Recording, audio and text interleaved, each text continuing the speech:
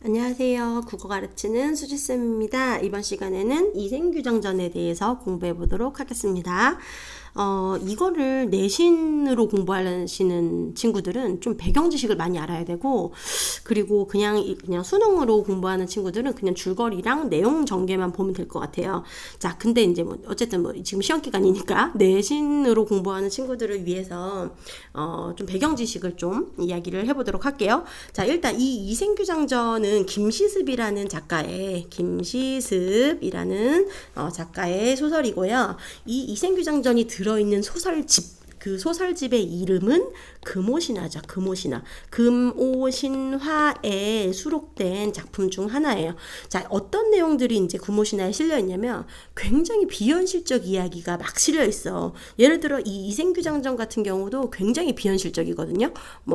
그러니까 아내가 죽었는데 귀신으로 나타난다거나, 아니면 염라대왕한테 가가지고 염라대왕과 어떤 왕도 정치에 대해서 토론을 한다거나, 아니면 용궁에 가가지고 용왕을 만난다거나, 아니면 또 귀신 여자랑 사랑에 빠진다거나, 이런 내용들이 이제 이 금오신화에 들어있어요. 다 어떤 내용이다? 비현실적인 이야기들. 그래서 그걸 우리는 전기소설이라고 하기로 했어요. 전기소설. 자, 전기적이다 이런 말 들어봤죠? 그거는 비현실적이다 이런 말이에요. 그래서 전기소설이 들어있고, 그러면 이 금오신화의 특징은 조금 비슷하니까, 이 금오신화에 5편의 소설이 들어있는데 그것들의 좀 공통점들이 있어요. 자, 그 공통점을 좀 얘기를 하면, 일단은 배경이 우리나라라는 거예요. 지금 이 당시 지금 조선시대잖아요. 근데 이 당시에 쓰여진 바로 이 직후에 쓰여진 그런 소설들의 내용들은 거의 다 대부분 중국을 배경으로 하고 있어요. 근데 이 이생규장전을 비롯해서 금오신화의 내용은 우리나라를 배경으로 한다. 아주 중요한 특징이에요. 자, 그래서 우리나라, 특히 고려를 배경으로 하고 있고요. 근데 이 소설은 고려시대 때 쓰여진 소설은 아니에요. 조선시대 때 쓰였는데, 고려의 서생, 이렇게 그런 식으로 고려 사람이 등장합니다. 그래서 우리나라를 배경으로 우리나라 사람이 주인공으로 등장한다. 이거 굉장히 중요한 특징이고, 그리고 아까 얘기했던 전기성, 비현실성. 그래서 아까 전에 이야기했던 기이한 체험들을 하게 된다. 그리고 또 되게 중요한 특징 중에 하나가 뭐냐면, 대화에 시가 엄청 많이 나와. 시가. 그러니까 서로 시를 주고받는 거예요. 그래서 이 산문 속에 시를 삽입한다.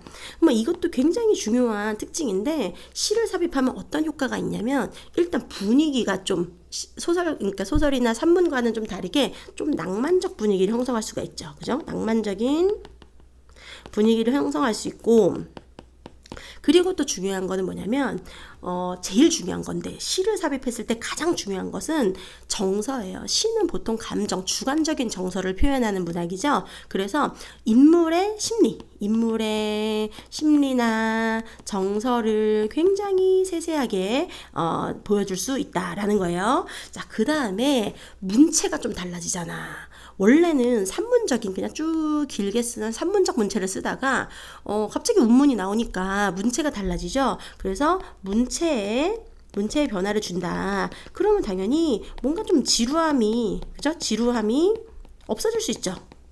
탈피할 수 있다. 그래서 이런 특징들이 있어요. 이제 이게 산문 속에 시를 삽입한 그런 것들의 효과고, 지울게요.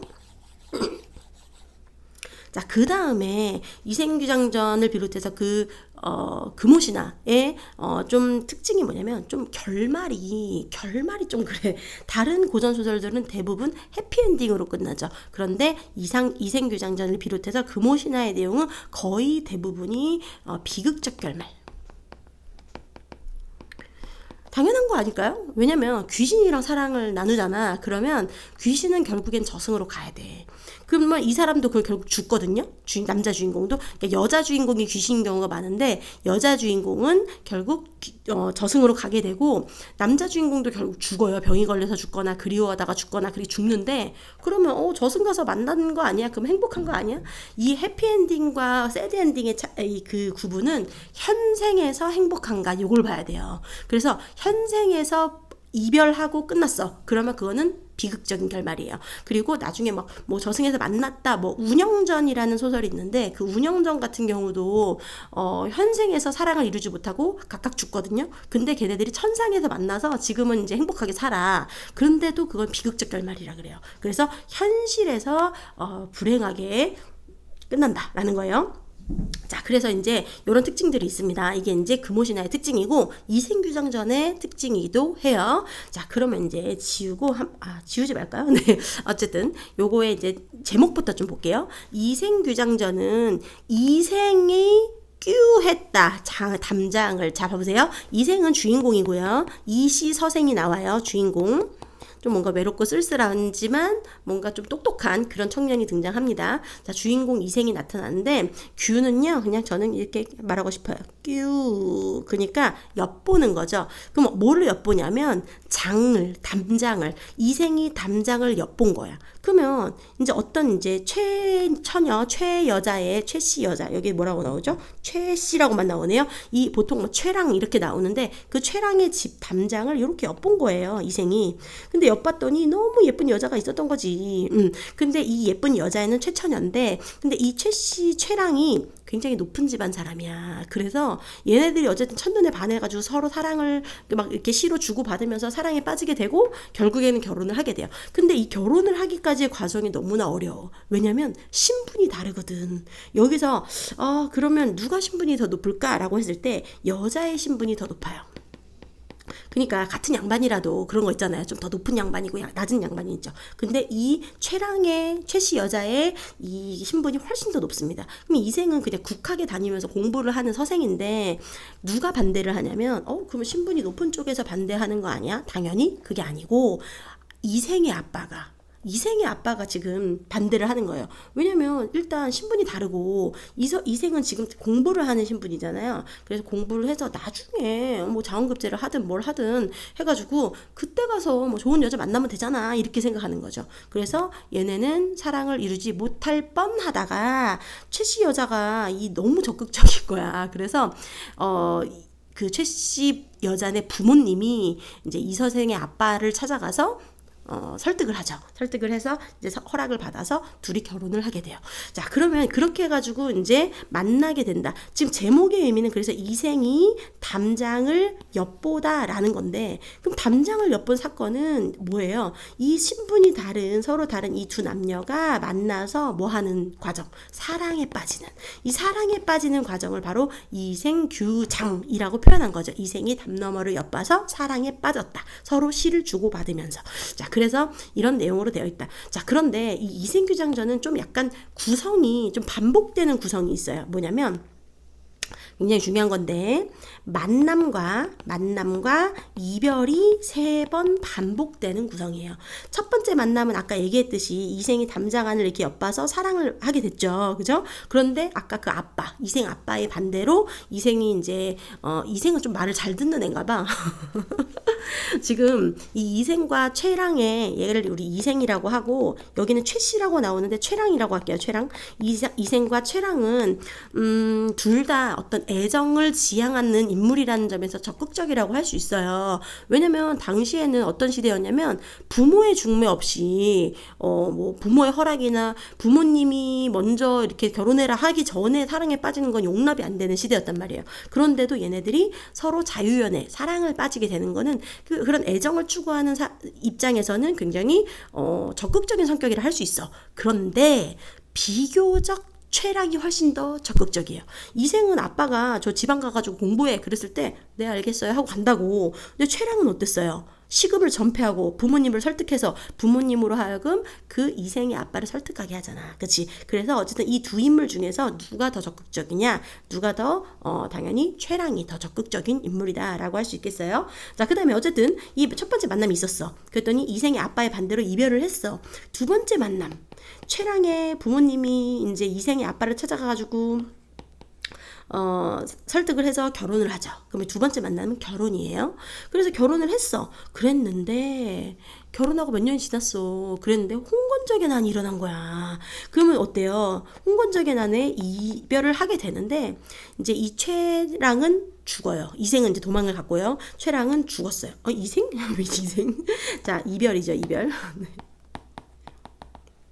자, 그래서 홍건적의 난에 의해서 지금 이 최랑이 죽게 됩니다. 그래서 여기까지를 우리는 전반부라고 할 수 있어요. 왜 전반부와 후반부를 나누냐면 만남과 이별이 3번이 반복되는데 전반부는 현실 세계의 이야기야. 현실 세계.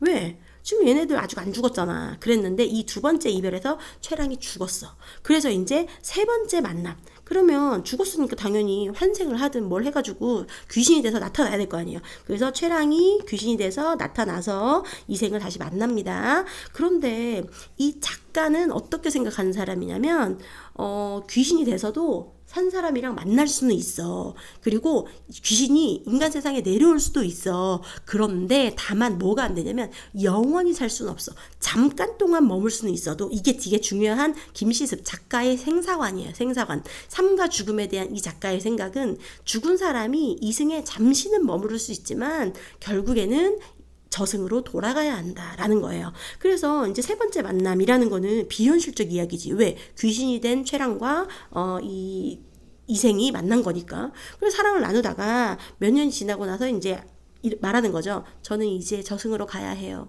그래가지고 이제 최랑은 저승으로 가고 이생은 곧 있다가 뭐 병이 걸려서 죽게 되는 거죠. 그리워하다가. 자, 그래서 이제 3번째 이별이죠. 자, 그럼 이거 뭐예요? 비현실적. 이 비현실적인 이야기와 현실적인 이야기로 전반부는 현실적인 이야기, 그리고 후반부는 비현실적인 이야기로 되어 있다라는 거예요. 그래서 이렇게 만남과 이별이 3번 반복되는 구성을 취하고 있다라는 게 굉장히 중요한 이 이생규장전의 특징이에요. 자, 그리고 아까 얘기했죠? 전반부는 현실 세계의 이야기, 그리고 후반부는 비현실적, 그죠? 비현실적 세계의 이야기, 전기적인 내용이 나타난다. 그러면 이 지금 수능특강에 수록된 이 부분은 완전 뒷부분이야. 지금 홍건적의 난 벌써 일어났어. 홍건적의 난 일어났고, 이후에 이제, 귀신이 돼서 나타나는 부분이에요. 한번 볼게요. 2경쯤 되어서 이랬어요. 2경. 저는 2경이 몇인지 모르는데, 이를 어떻게 외우냐면, 3경을 외웠어요. 3경. 3경이 문학에 진짜 많이 나오거든요. 3경은 11시부터 1시까지야. 밤 11시부터 1시. 그러면 11시, 12시, 1시 여기까지가 이제 3경이잖아. 그럼 2경은 몇 시일까? 2경은 9시부터 11시겠죠. 그죠? 그래서 요 시기가 이제 2경인데 지금은 우리한테는 2경이라는 시간 9시부터 11시는 초저녁이잖아요. 그죠? 잘 시간도 아니야.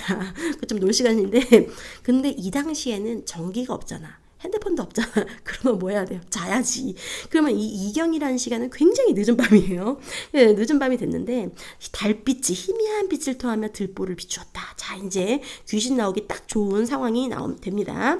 자, 저부터 볼게요. 2경쯤 되어서 달빛이 희미한 빛을 토하며 들보를 비추었다. 그런데 회랑 끝에서 웬 발걸음 소리가 들려왔다. 그 소리는 멀리서부터 들려오더니 차츰 가까워졌다. 발걸음 소리가 이생 앞에 이르렀을 때 보니 바로 최씨였다. 최씨가 죽었는데 지금 귀신이 돼서 나타났다. 뭐라고? 비현실적. 그리고 전기적이라 그랬죠. 전기적. 전기성. 이생은 그녀가 이미 죽은 줄 알고 있었지만 요거 진짜 많이 나옵니다. 네, 모르고 만났다가 아니라 알고 있었어. 그런데 너무나 사랑하는 나머지 한치의 의심도 없이 물었다. 당신은 어디로 피나나의 목숨을 부지하였소? 최 씨는 이생의 손을 잡고 한바탕 통곡하더니 그간의 사정을 이야기하기 시작했다. 저는 본디 양가의 딸로서 어쩌고 저쩌고 뭐겠어요? 과거의 내력을 뭐한다? 요약적 지시를 한다. 누가? 서술자가? 아니고 인물이. 이 인물의 대화, 인물의 발화를 통해 과거의 내력이 요약적으로 제시되고 있는 거예요. 저는 그래서 본디 양가의 딸로서 양반집 딸로서 어려서부터 어머니의 가르침을 받들어 수놓기와 바느질에 힘쓰고 시서와 인의의 방도를 배울 뿐이었습니다. 오로지 규문의 법도만 알았을 뿐 어찌 집 밖의 일을 헤아릴 수 있었겠습니까? 서리법이죠. 몰랐다. 난 집안에 이런 법도만 알았다. 그런데 당신께서 이생께서 붉은 살구꽃이 핀 담장안을 한번 엿보신 후 이게 뭐예요? 제목이잖아. 제목이 이생규장. 그죠? 제목의 의미가 나왔어. 규장. 제가 스스로 푸른 바다의 구슬을 바쳤지요. 뭘 바쳤어요? 사랑을 바쳤지. 그치? 푸른 바다의 구슬. 꽃 앞에서 한번 웃고 평생의 은혜를 맺었고 휘장 안에서 다시 만났을 때 은정이 100년을 넘치고 휘장한 데서 다시 만난 거야. 결혼을 한 거죠. 결혼을 해서 이제 우리가 맨날 한 침대에서 같이 만났을 때 다시 만났을 때 100년이 넘칠 것 같았어. 말이 여기 이러고 보니 슬프고 부끄러워 견딜 수가 없군요. 장차 평생을 함께 하려고 했는데 뜻밖의 횡액을 만나서 횡액이 뭐라고? 홍건적의 난. 이 홍건적의 난은 실제로 고려 말에 일어났던 사건이에요. 그러니까 이게 지금 고려를 배경으로 실제 사건을 배경으로 하고 있어서 사실성을 부여하고 있는 거죠. 자, 그래서 횡액을 만나 구렁에 뒹굴게 될 줄 어찌 생각이나 했겠습니까? 못했어요. 서리법이네요. 그러나 저는 끝까지 짐승 같은 놈, 그 홍건적 놈들한테 몸을 내맡기지 않고 스스로 진흙탕에서 육신이 찢기는 길을 택했어요. 뭐냐면 이 당시에는 뭐가 중요하냐면 정절이, 내가 정절을 지키는 게 목숨을 지키는 것보다 훨씬 더 중요한 일인 거예요. 그래서 내가 짐승 같은 그 홍건적 놈들에게 몸을 내맡기는 건 정절을 잃는 건데 그 정절을 잃지 않고 내가 차라리 죽는 길을 택했지요. 그건 천성이 저절로 그렇게 한 것이지 인정으로 차마 견딜 수 없는 너무나 괴로운 일이죠. 외진 산골짜기에서 당신과 헤어진 후로 짜기를 잃고 홀로 날아가는 새의 신세가 되었어요. 이건 뭐야? 이 최 씨의 처지를 비유한 거죠. 네, 새의 신세가 된 것이 너무나 한스러웠습니다. 집도 없어지고 부모님도 돌아가셨으니 고단한 혼백조차 의지할 곳 없었지만 절이는 귀중하고 목숨은 가벼운, 이때 절이라는 거는 뭐예요? 이 부부간의 어떤 그런 정절이죠. 그죠? 이런 정절이라는 것은 굉장히 중요한 것이고, 그리고 목숨은 가벼우니 쇠잔한 몸뚱이일망정 치욕을 면한 것, 그 정절을 잃지 않은 것만으로도 다행이라고 생각했지요. 하지만 누가 마디마디 끊어져 재처럼 식어버린 제 마음을, 이 나의 하늘 누가 불쌍히 여겨주겠습니까? 계속 지금 비유와, 그죠? 지금 요약적 제시를 하면서 비유와 서리를 사용하고 있어요. 그저 조각조각 끊어진 썩은 창자만 모아두었을 뿐 해골은 들판에 던져졌고 죽었다고 지금 얘기하고 있죠. 간과 쓸개는 땅바닥에 버려져 흙먼지를 뒤집어 쓰고 있지요. 가만히 지난날의 즐거움을 헤아려 보기도 하지만 오늘의 근심과 원한만이 마음에 가득 차 버렸습니다. 이제 추연이 피리를 불어 적막한 골짜기에 봄바람을 일으켰으니 저도 천녀의 혼이 이승으로 돌아왔듯이 이곳에 돌아오렵니다. 이렇게 얘기하는데 여기서 굉장히 중요한 게 있어요. 뭐냐면 이 작가 김시습의 사상이 어떤 거였냐면 유불선의 통합. 자, 되게 중요한 내용, 유불선의 통합이에요. 이 유불선의 통합이라는 거는 당시는 굉장히 강한 유교 사회였죠. 유교 사상이 강하게 지배하던 시대였는데 유교와 불교와 도교 이거 세 개를 통합하고자 했던 시도가 나타났어요. 그럼 봐봐, 얘가 천녀의 혼이 이승으로 돌아왔듯이 이곳으로 돌아왔어요. 이건 뭐야? 내가 환생했어요. 그럼 환생한 거는 결국 뭐냐면 환생은 이승으로 돌아온 거죠. 그러니까 얘는 불교의 윤회 사상 나타나죠. 그리고 복례산에서 12년 만에 만나자는 약속이 이미 단단히 맺었고, 여기서 이 복례산 이거는 도교에서 나오는 거예요. 중국의 유명한 고사 속에 나오는 산인데, 그럼 이건 도교니까 그죠? 도교 사상. 자, 그 다음에 취굴에서 삼생의 향이, 삼생 이것도 뭐야? 환장하는 거잖아. 불교 윤회 사상, 그지? 근데 그윽이 풍겨 나오니 그동안 오랫동안 떨어져 있던 정을 되살려. 그리고 유교 사상은 어디 나왔죠? 아까 전에 목숨보다 뭐가 중요했어? 정절이 중요했죠. 그죠? 목숨보다 정절이 중요했다. 그러면 이거는 유교 사상이다. 그죠? 그래서 유교 사상과 불교 사상과 그런 도교 사상이 모두 나타난 유불선의 통합을 추구하고 있었다라는 거죠. 자, 그래서 그동안 오래 떨어져 있던 정을 되살려서 옛 맹세를 지키고 싶어요. 저버리지 않겠다고 약속하겠어요. 만일 당신이 아직도 옛 맹세를 잊지 않으셨다면 저는 끝까지 잘해보고 싶어요. 당신도 허락하시는 것이죠. 이생을 기쁘고 감격하여 말하였다. 그건 바로 내가 바라던 바요. 네가 귀신이든 사람이든 남자건 여자건 이건 아닌가? 아무튼 외계인이든 상관없어. 네, 그 상관없어. 내가 바라던 바야. 두 사람은 다정하게 마주 앉아서 그간의 회포를 풀었다. 그러다가 재산이 얼마나 도적에게 약탈당했는가 묻자 최 씨가 말했다. 조금도 잃지 않았어요. 아무 산 아무 골짜기에 묻어두었답니다. 대단하죠. 그죠? 재산을 한 푼도 잃지 않았대요. 이생이 또 물었다. 양가의 부모님의 유해는 어디 있어? 최 씨가 대답하였다. 아무 곳에나 그냥 버려져 있는 상태랍니다. 두 사람은 그간의 정회를 다 나눈 후 나란히 잠자리에 들었다. 들었다. 지극한 즐거움이 예전과 같았다. 그래서 이 부부간의 어떤 정을 나눴어요. 그런 걸 뭐 사자성어로 뭐 운우지정 또는 뭐 운우지락이라고도 하는데 어쨌든 이거는 부부간의 어떤 이런 애정과 즐거움 이런 걸 나타내요. 자, 다음 날 최 씨와 이생은 함께 재물이 묻혀 있는 곳을 찾아갔다. 과연 금은 여러 덩이와 얼마간의 재물을 얻을 수 있었다. 그들은 양가의 부모님의 유고를 수습한 후 금과 재물을 팔아 각각 오간산 기슭에 합장을 하고 묘소에 나무를 심고 제사를 드려 예를 극진히 갖추었다. 봐봐. 얘네는 지금 서로 만나가지고 사랑만 하면 되는데 부모님의 유해를 수습하고 절을 짓고 절을 짓는 건 아닌가? 아무튼 합장을 하고 그리고 예를 극진히 갖추었다고. 그럼 이거 뭐야? 유교적인 효사상이죠. 그 다음에 그 뒤에 이승은 벼슬을 구하지 않고 최 씨와 함께 살았다. 목숨을 구하고자 달아났던 종들도 다시 스스로 돌아왔다. 이생은 이때부터 인간사에 게을러져서 비록 친척이나 손님들의 기륭사에 할애하고 조문해야 할 일이 있더라도 문을 걸어 잠그고 밖으로 나가지 않았다. 뭐 했어? 두문불출이자 두문불출. 밖으로 안 나간 거예요. 왜? 지금 이제 이 최 여자와 이제 이 사랑밖에 지금 남몰라요 지금. 그래서 그는 항상 최 씨와 더불어 시를 주고받으며 금실 좋게 행복한 시간을 보냈다. 그렇게 몇 년이 흘러갔다. 어느 날 저녁 최 씨가 이생에게 말했다. 3번이나 좋은 시절을 만났지만 봐봐 이거 뭐야 아까 만남과 이별이 3번 반복되는데 지금 현재까지 3번의 만남이 있었잖아. 그죠? 지금 귀신이 돼서 만난 것까지 3번이었어요. 근데 세상 일은 뜻대로 되지 않고 어그러지기만 하네요. 즐거움이 다가하기도 전에 갑자기 슬픈 이별이 닥쳐오니 말이에요. 이랬어요. 그럼 뭐냐면 세상 일에는 이렇게 즐거움이 다하고 슬픈 일이 온다. 그거를 우리는 흥진비례라고 하고 뭐 호사다마라고도 하죠. 좋은 일이 있으면 마가 끼기 마련이다. 마가 많다. 나쁜 일이 많다. 그래서 이런 사자성어들이랑 연결시킬 수 있을 것 같아요. 그리고 마침내 오열하기 시작했다. 막 울기 시작한 거야. 이생은 깜짝 놀라서 물었다. 무슨 일로 그러시오? 최 씨가 대답하였다. 저승길의 운수는 피할 수 없답니다. 하느님께서 저와 당신의 연분이 아직 끝나지 않았고 내가 지금 환생할 수 있었던 거는 하느님께서 천상계의 어떤 절대적인 존재가 저와 당신의 연분이 아직 끊어지지 않고 아무런 죄악도 저지르지 않았음을 아시고 환생을 시켜줬다고. 그래서 당신과 지내며 잠시 시름을 잊게 해주신 것이었어요. 그러나 인간 세상에 오랫동안 머물면서 산 사람을 미혹시킬 수 없답니다. 이랬어요. 자, 작가의 생사관이 나왔죠. 작가의 생사관이 뭐라고? 죽은 사람은 이승에 잠깐 머물 수 있지만 결국에는 저승으로 돌아가야 한다. 이생도 슬픔을 걷잡지 못하고 말하였다. 내가 차라리 당신과 함께 저 세상으로 갈지언정 어찌 무료히 홀로 살아남을 수 있겠소. 지난번에 난리를 겪은 후 친척과 종들이 뿔뿔이 흩어지고 이거 뭐야? 홍건전에게 아니야. 돌아가신 부모님의 유해가 들판에 버려져 있을 때 당신이 아니었다면 누가 부모님을 묻어드릴 수 있었겠소.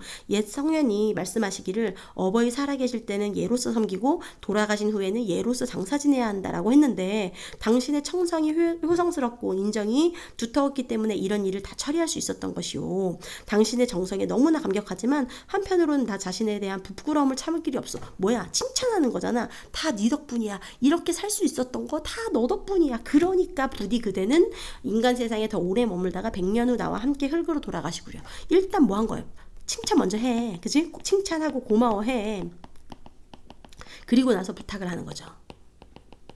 그죠? 소망. 지금 일단 이건 다 너 덕분이고 오히려 네가 이렇게 잘해서 내가 너무 부끄러워 이런 얘기 있었죠. 그죠? 부끄러움을 참을 길이 없구려. 그런데 내 소원은 이거야 라고 말했어요. 최 씨가 대답했다. 당신의 목숨은 아직 한참 더 남아있지만 저는 이미 귀신의 명부에 이름이 실렸으니 이곳에 더 오래 머물 수 없습니다. 만약 제가 굳이 인간 세상을 그리워하며 미련을 두어 운명의 법도를 어기게 된다면 단지 저에게만 죄가가 미치는 게 아니라 당신에게도 누를 끼치게 될 거예요. 자, 얘가 지금 가장 걱정하는 게 뭐냐면 내가 만약에 여기서 미련을 가져서 너랑 뭐 살 수도 있어. 그런데 그러면 그 죄가 너한테까지 미칠 것이다. 지금 이 이별과 죽음의 상황에서도 이생을 먼저 생각하는 이 최랑의 사랑을 알 수가 있는 거죠. 지금 제가 왜 이렇게 최랑, 최처녀, 최씨 이게 지금 버벅거리냐면 책마다 번역이 달라가지고 어디에는 최씨라고 돼 있고 어디는 최랑이라고 돼 있고 어떤 책에는 또 최처녀라고 돼 있어요. 그래가지고 지금 제가 지금 최랑이라 했다가 최씨라고 했다가 최처녀라고 했다가 지금 막 왔다 갔다 하고 있어요. 자, 그래서 지금 죄가 그저 너에게까지 미칠까봐, 내가 너를 생각해서 하는 말이야. 다만, 제 유해가 아무 곳에나 흩어져 있으니, 아직 그 시신을 수습하지 않은 거죠. 만약 은혜를 베풀어 주시려면 그것이 다 거두어 비바람과 햇볕 아래 그냥 나뒹굴지 않게 해주세요. 하고 부탁을, 유언을 남긴 거죠. 두 사람은 서로 바라보며 눈물만 줄줄 흘렸다. 서방님 부디 몸 건강히 지내세요. 말을 마친 최 씨가 자취가 점점 희미해지더니 사라져버렸다. 무슨 성? 전기성. 비현실이잖아. 그지? 사실 근데 전기성은 이것뿐만이 아니고 지금 후반부의 내용이 다 전기적이죠. 왜? 귀신이 돼서 나타났으니까. 그지? 그래서 귀신과 사랑을 하고 시간을 보내다가 귀신이 다시 저승으로 돌아가는 이야기. 그래서 결말의 특징이 어떻다? 굉장히 비극적이다. 자, 비극적 결말. 자, 그래서 이런 내용으로 되어 있는 거예요. 지금 여기는 완전 후반부인 거죠. 홍건적의 난이 일어나고, 그리고 귀신이 된 최처녀가 나타나서 이제 이생과 사랑을 나누고 다시 저승으로 돌아가기까지의 이야기. 자, 앞부분은 뭐였죠? 이제 처음 만나서 아빠가 반대해서 결혼 못 하다가 아빠, 이제 그 최처녀의 부모님이 이 아빠를 설득해서 결혼한 거, 그지? 그리고 결혼을 하고 살다가 홍건적의 난이 일어난 것까지가 전반부였다. 그리고 여기에서 이 인물들의 특징을 조금 보면요. 굉장히 애정을 추구하는 인물들이죠. 그런데 얘네들은 앞부분에 나오는데 이 이생도 잘생기고 똑똑하고 착해. 근데 이 최랑도 자꾸 또 이번엔 최랑이래. 최랑도 예쁘고 똑똑하고 착해. 그런 인물들을 우리는 뭐라고 하냐면요. 뭐라 그러지? 뭐라 그러냐면 제자가인형 인물이라 그래요. 지금 등장인물의 특징이에요. 이 인물들은 제자가인형 인물들이에요. 제자가인이 무슨 뜻이냐면 제자는 재주 있는 남자, 그리고 가인은 아름다운 여자. 그래서 아름답고 글도 잘 쓰고 이 앞부분에 이제 얘네들이 서로 시를 주고받는 내용이 나오는데 그 시도 굉장히 잘 쓴 거라고 이제 서로 평가를 하는 거죠. 자, 어쨌든 그래서 이런 내용으로 되어 있어요. 어렵지는 않아. 그치? 내용을 이해하면 돼. 고전소설을 우리가 공부할 때 제일 중요한 게 이 내용과 구성을 이해하는 거예요. 이 구성이라는 거는 결국에는 뭐 인물 관계라든지, 그런 거지 뭐. 뭐 배경이라든지 이런 거. 그래서 이런 내용 줄거리 이해하고 인물관계도만 잘 파악하면 여러분들이 어떤 세부적인 정보는 확인하면서 풀면 되니까 잘 풀 수 있을 거예요. 자, 여기에 뭐 다른 게 있나요? 자, 그래. 되게 중요한 거 나온다. 뭐냐면 김시습이 어느 시대 때 사람이냐면 단종 때 사람이에요. 단종 때. 근데 단종 때 사람인데 이 단종 때 어떤 일이 있었죠? 세조가 단종을 폐위한 사건이 있었잖아. 그치? 근데 그런 상황에서 이 김시습은 단종 편이었던 거죠. 그래서 이제 이 세조 아래에서는 벼슬을 하지 않고 결국에는 뭐 가야산인가 어디 산속에 들어가지고 뭐 그렇게 외롭게 살았다고 해요. 그런데 이제 봐봐요. 우의라는 것은, 우의가 뭐야? 돌려서 간접적으로 깐다 뭐 이런 건데 그래서 다른 대상에 빗대어 비유적인 뜻을 나타내거나 풍자한다. 이 풍자하는 건 약간 까는 거죠. 문학적인 표현을 말한다. 이를 염두에 두고 작품을 해석하면 작품 속에 그려진 사건과 인물들은 실제 사건 인물들과 서로 대응하게 되며 역사적 의의를 획득하기도 한다. 그래서 이생규장전 또한 우의로 읽는 것이 주제에 접근하는 한 방법이 될 수 있는데, 그럴 경우 수양대군이 세조야. 세조.